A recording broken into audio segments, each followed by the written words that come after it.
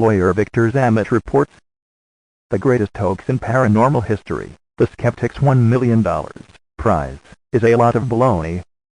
That closed-minded skeptic James Randi, from Florida, keeps misleading the public that he has a $1 million for anyone who can demonstrate paranormal skills. What a load of baloney. And there are those who swallowed it, hook, line, and sinker. The dullard gullible pseudo-skeptics. There is no prize at all. Let me tell you that for years mediums and psychics contacted me about his alleged prize, but as soon as the skeptic realizes the applicant can beat him, he abruptly stops communing with the applicant. Just a couple of examples here. 1. Professor Jan van der Sande, when in South Africa, worked with someone like David Thompson, able to duplicate positive physical results over time and space, under experimental conditions. He has written an excellent book on it called Life After Death, some of the best evidence. Prof. van der Sande told me that he tried to apply for the prize, but as soon as that James Randi learned that van der Sande was a professor, a scientist, a physicist, able to duplicate positive results over time and space, James Randi just never replied to this professor, ever again. Why?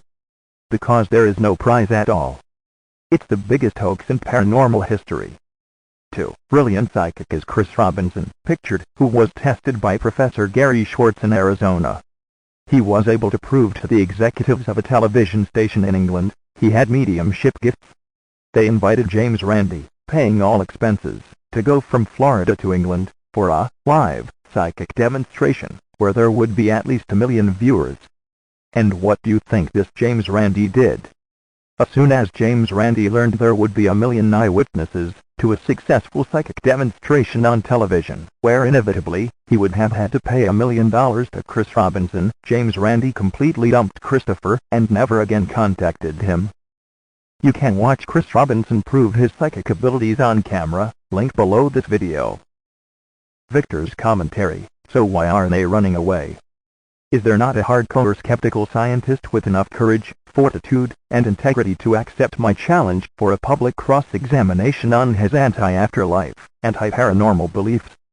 For years, I have been trying to get some hardcore skeptic scientist to accept my challenge, but these hardcore skeptical professors, academics, show they do not have the courage and integrity to participate in an international debate on the internet. Remember, astrophysicist Krauss wanted to conceal his grievous 3 debate losses in Australia to William Lane Craig by keeping them off the net. Victor continues, we occasionally see these hardcore skeptics and celebrity atheists unfairly attacking the paranormal, but they run away. When I try to approach them to make them defend their irrelevant beliefs, no wonder we are on the winning side. Now may I supplement Victor's 10-year situational roundup here by venturing a little explanation as to why these hardcore skeptics will not meet any honest scientific public debate head-on. It's because most of their free publicity grabbing is done by launching controversial one-way, megaphone hit, and run attacks on some society core values, such as religions, mediums, and to a lesser extent, homeopathy and alternative medicine, but most, in fact all of their public dissertations, in books and videos are disappointingly shallow and self-contradictory. They never withstand reasonable scrutiny, thus their public pseudo-skepticism really runs more like a 40 years shallow infomercial, since 1976, when CSICOP was formed. Yes, it means psych op, make sure you get that pun. You are being mocked, an intelligence agency term for psychological warfare against the public, using controlled media content to sway public opinion. Their 40-year-long skepticism infomercial has not changed at all. Leading skeptic Richard Dawkins is a poor debater, and loses to educated theologians because he is all huff and puff, soundbite rhetoric, and no content, packaged in an Oxford accent delivery, and the rhetoric has never changed in 40 years. And we can see that Dawkins oddly, often happily agrees with his religious opponents when they easily rebut him, after one of his anti-religious diatribes, strongly suggesting that Dawkins does not believe in the shallow arguments of his own sales pitch that he puts. He is just doing a scripted role that's never changed for 40 years. The clue to their real agenda is what these leading skeptics continually soft pedal, as in a never-ending 40-year line of endorsements of pedophilia. Watkins has consistently soft-pedaled pedophilia, along with the prize-winning astrophysicist Lawrence Krauss, who has vouched for his best friend, a convicted pedophile, and in losing debates with philosopher William Lane Craig, repeatedly throws in commercials for the rights of homosexual sheep numerous times. I kid you not. Shallowly and self-defeatingly, they do this downplaying of pedophilia, with Watkins seriously attempting to arrest the Pope for crimes against humanity, for his outrageous pedophile priesthood's offenses, in their perennial anti-religious fervor, even after Watkins said, on public record, child molesting was not really such a serious crime, and society was seriously overreacting to such things. Yet we should be nailing up the Pope, he railed. So is there any rhyme or reason to the skeptics' apparently crackpot conduct? Oh yes, certainly. In 1976, CSICOP pronounced, "Psych up, make sure you get the pun.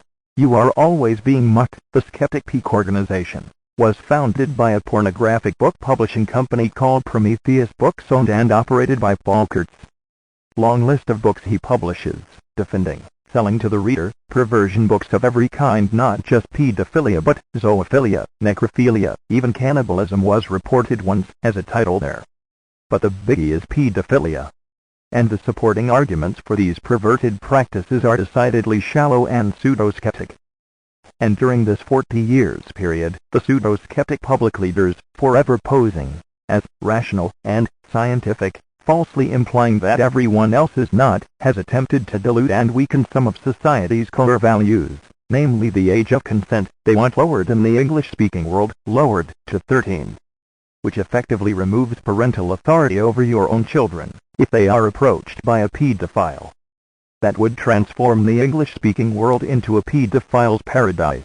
This came up in British courts recently. A rich pedophile was defended at huge cost, with the best lawyers in the land, and thrown in for free, was advice to the judge that the age of consent should be lowered to 13, so that the rich defendant would not be a victim of the child. How shallow can they get seriously? It's a global Anglo effort.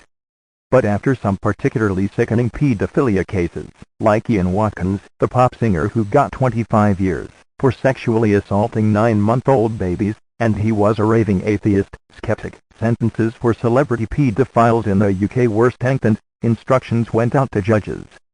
This is also around the time of Jimmy Savile, the 85-years-old BBC TV compere, who was found to be a monstrous sexual predator. And in the U3 Enquiry, Australian entertainer, household name, in the UK, Rolf Harris was just sentenced to 5 years for sexual predation on underage children. He got no sympathy either. So the Prometheus Perversion Books CSICOP, Psych Up, 40-year campaign has been an abject failure. In fact, society's core values have hardened, certainly against pedophilia. And in that 40-year period people have come to happily accept paranormal things. It's no longer controversial. Psychic TV programs all over the TV. And the pseudo-skeptics have been rendered obsolete by major cases. Cases such as that, which Victor has just itemized. Psychics verified independently like this one here. Watch Chris Robinson prove his psychic abilities on camera, link below this video. Chris has done that successfully. In predictive dreaming, he sees newspaper headlines and events in advance, every week, for a year. He suffered much interference from Susan Blackmore, High Priestess of Skepticism, Fellow of Psychop. Her job was to suppress Chris Robinson's proven abilities from publication in mainstream media, which makes James Randi's unwinnable $1 million prize irrelevant. And that's all the skeptic movement has ever been, an attempt to suppress psychic phenomena, such as the proven medium's telepathy with the deceased, which is inextricably connected to religion and afterlife.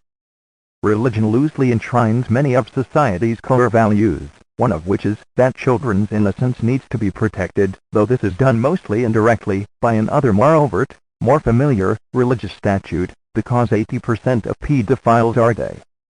Known from modern research. And the great religion's holy books disapprove strongly of gays. So that's why none of these pseudo-skeptics, pseudo-scientists, will ever debate Victor Zammit.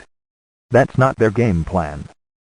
They have given him a wide berth for 10 years, like they did Chris Robinson and Professor Jan van der Sande, with indisputable physical proof of life after death.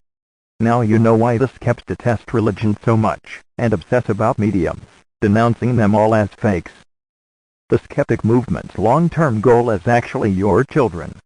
All of their public pseudoscience, paper tiger activities, are a mere distraction designed to undermine society's core values, by spreading doubt and confusion, falsely insisting that nobody's personal beliefs and accounts, the much maligned anecdotes, have any scientific value, that our personal existence has zero value. It's a psychological war against Anglo parents.